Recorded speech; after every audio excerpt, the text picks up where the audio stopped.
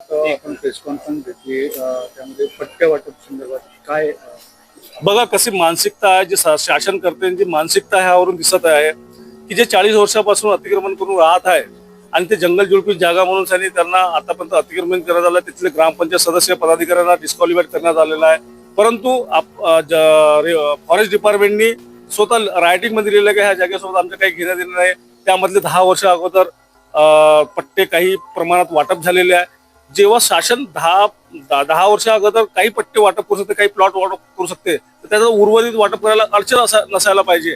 पण मानसिकता अशी आहे का गोरगरिबांना मदत करायची नाही आहे, फक्त धन्नासेठ लोकांना मदत करायची. त्यांच्यासाठी कोणताही कायदा आणायचा, मग 1 रुपया एकर मध्ये जागा द्यायची किंवा फुकटमध्ये 500 एकर रामदेव बाबांना जागा द्यायची. त्याच्याकरता सर्व निकष बाजूला करून हे शासन काम करते.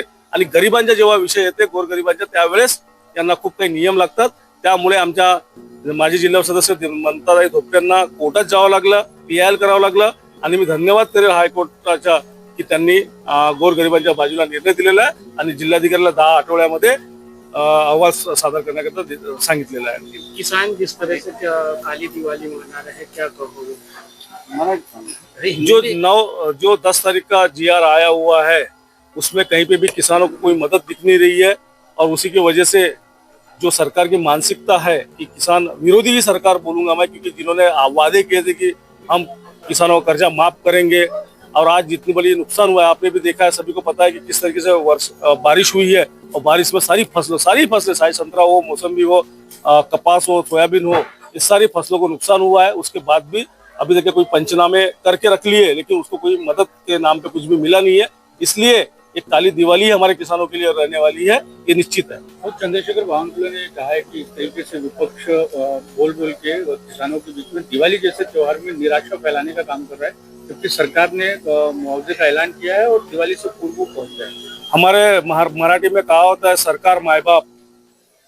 तो सरकार ये माँ और बाप का काम करती है कि ये जनता अगर परेशान है तो उसको मदद करने का काम ही सरकार का है, क्योंकि हमारा ही टैक्स का पैसा है और हमारा ही पैसा हमको देती है. कोई अपने घर से अपनी प्रॉपर्टी बेचकर किसी भी मंत्री को या मुख्यमंत्री या प्रधानमंत्री को देना नहीं पड़ता, चाहे वो कांग्रेस की हो या बीजेपी की सरकार हो.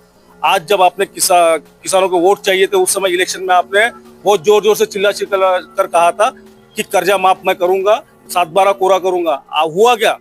और आज भी जब किसान परेशान है, उनको भारी वर्षा इस महाराष्ट्र में हुई है और वर्षा के कारण हमारे यहाँ पे किसानों की फसल नष्ट हुई है, तो उसमें क्या मुआवजा मिला है, क्या आपने घोषणा की है, किस किसान के अकाउंट में पैसे गए हैं? अगर आपको काली दिवाली नहीं लगता है कि हम नैरेटिव फैला रहे, काली दिवाली करके नैराश्य फैला रहे हैं, तो उन्होंने आज घोषणा करना चाहिए.